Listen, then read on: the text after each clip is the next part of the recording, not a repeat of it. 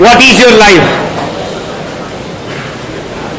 વર્તમાન તમારી જિંદગી જોતા એમ લાગે છે જન્મ લેવાનો, થોડા મોટા થયા, ભણ્યા ગણ્યા, થોડું રખડ્યા, હજી આગળ મોટા થયા, પરણ્યા, 2 દીકરાના મા બાપ થયા, આગળ બિઝનેસ કર્યો, જિંદગી પૂરી થઈ ગઈ.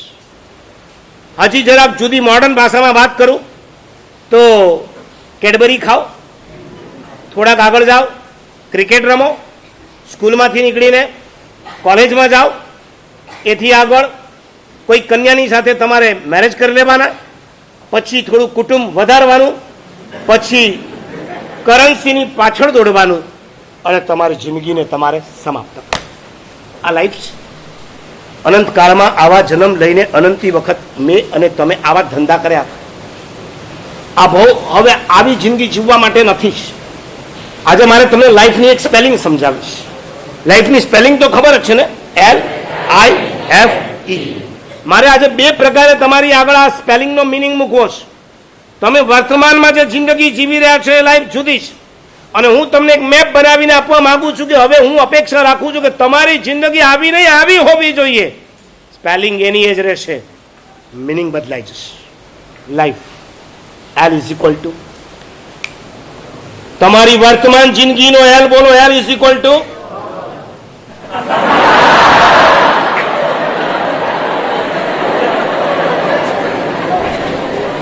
હું એ જ લખીને આવ્યો છું. તમે મારી નોટ જોઈને ગયા લાગો છો? નહીં. એ સાથે એ પણ લખ્યું કે L ઇઝ ઇક્વલ ટુ તમે લેઝી બોલી શકતા હતા કે નતા બોલી શકતા? તમને બીજો L માં કોઈ ડિક્શનરીમાં વર્ડ ન મળ્યો ને એક જ મળ્યો? યસ, કારણ કે આ ધંધો ચાલે છે. સ્કૂલમાંથી નીકળ્યા પછી, કોલેજમાં આવ્યા પછી મને કહેવા ગયો, છોકરાઓની વાત છોડો, છોકરીઓને ક્યારેક મેં કીધું છે, શું જરૂર છે તમારે કોલેજમાં જવાનું? અંતે જો તમારે તમારા સાસરે ગયા પછી પણ રસોડું જ પકડવાનું, તમને કઈ ડિગ્રી ખાવા? અને એ લોકો બિંદાસ કહેતા હોય છે કે મારા સાહેબ આ કોલેજના 5 વર્ષ જ જલસા કરવા માટે હોય છે, ભણવા ગણવા અમે નથી જતા, અમે જલસા કરવા છે. ભલે 5%, પણ એવો એક વર્ગ છે જે માને છે કોલેજમાં ફ્રીડમ, સ્કૂલની અંદર બર્ડન હોય, એક્ઝામ, યુનિફોર્મ, ટાઈમિંગ. કોલેજ જવું હોય તો જાઓ, ન જવું હોય તો કાંઈ નહીં. કોલેજના નામે બંક પણ મારી શકાય, ઘરમાંથી નીકળીને કેમ્પસમાં ફરવાનું, કોલેજમાં ફ્રેન્ડશીપ વધારવાની, કોલેજમાં જલસા કરવાના, કેન્ટીનમાં જવાનું અને ત્યાં જઈને જલસા કરવાના. આવી કેટલાકની માન્યતા છે. અને તમે પણ સ્કૂલમાંથી કોલેજમાં ગયા, સ્કૂલ સુધી કદાચ તમારી દોસ્તી તમારા સરખે સરખા છોકરાઓ સાથે હતી.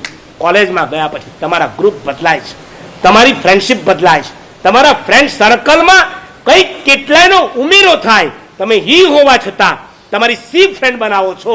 હું તમને પૂછું છું, આ લાઈફનો L લવ કરવા માટે નથી. લાઈફનો L શેના માટે એ તો પછી કહીશ. આ દેશની શું સંસ્કૃતિ હતી, આ દેશની શું મર્યાદા હતી એની તમને ખબર છે? કેવી લાઈફ. સરદાર વલ્લભભાઈ પટેલને યાદ કરો. નામ તો સાંભળ્યું છે કે નહીં? સરદાર વલ્લભભાઈ પટેલ. આ સરદાર વલ્લભભાઈ પટેલના જીવન ચરિત્રની અંદર લખ્યું છે.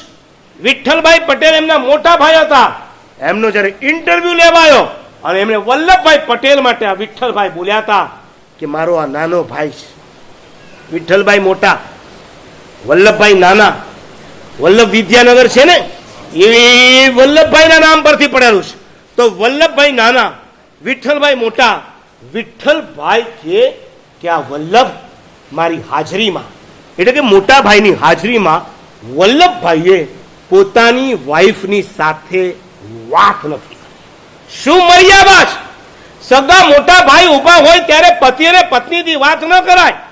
એ કાળ એવો હતો કે પતિ પત્ની સાંજ પડે, રાત પડે, અંધારું થાય, બેડરૂમમાં ભેગા થાય ત્યારે વાત કરી શકતા.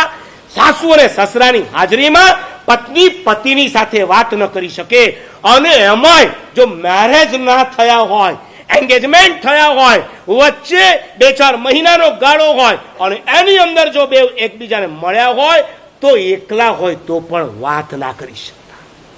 તમે મેરેજ પેલા રખડો છો, તમારા એન્ગેજમેન્ટ થયા પછી હું માનું છું કે હવે લીગલી તમે જોડાવાના છો, પણ એનો મતલબ એ નથી કે તમે ધારો તે ધંધા એની સાથે કરી શકો. 18 વર્ષ પૂરા થયા પછી ફોર વ્હીલરનું તમને લાયસન્સ મળતું હોય, બરાબર છે? 18 વર્ષ આવતીકાલે પૂરા થવાના છે. હા, આજે લાસ્ટ ડે છે, આવતીકાલે તમારો બર્થડે છે, આવતીકાલે તમે મેચ્યોર થવાના છો. તમારા પપ્પા આવતીકાલે તમને ગાડીની ગિફ્ટ આપવાના છે. ગાડી આવી ગઈ છે, ચાવી એમની પાસે છે. હું તમને પૂછું છું, લીગલી તમારે જો ગાડી ચલાવવી હોય, તમે શીખી લીધું છે, તમારી પાસે લર્નિંગ લાયસન્સ પણ છે, તમે શીખી લીધી છે ગાડી. હવે માની લો કે તમને આજે ઈચ્છા થઈ ગઈ અને તમે ચાવી લઈ ગાડી ખોલી અને બેઠા ને ગાડી સ્ટાર્ટ કરી અને રોડ ઉપર જાઓ, કોઈ પોલીસ ટ્રાફિક પોલીસ પકડે, તમારે દંડ ભરવો પડે કે ના ભરવો પડે? આવતીકાલે તમને 18 વર્ષ પૂરા થવાના હોય, આજે તમે ગાડી ચલાવી નથી શકતા, આવતીકાલે તમારા મેરેજ થવાના હોય, આજ સુધી તમે તમારી વાઈફને ટચ નથી કરી શકતા, ટચ પણ ના કરાય. તમે એથી આગળ વધી જાઓ કે હવે આપણે બંને જોડાવાના છીએ ને, તો જે પછી કરવાનું છે પેલા શરમ, હસો નહીં, આ શેમની વાત છે. આટલા ધંધા તમને કેમ સૂજે? સરદાર વલ્લભભાઈ જેવા તો ઢગલાબંધ દ્રષ્ટાંતો આપું કે જે લોકોએ જિંદગી સુધી પોતાની મર્યાદા સાચવી, બાઉન્ડ્રીની અંદર રહ્યા છે. તમે એની પહેલા જ મેરેજ પહેલા બાઉન્ડ્રી ક્રીઝને તોડી ફોડીને સાફ કરી નાખતા હો, તો તમે લાઈફનો L = લવ સમજીને બેઠા છો.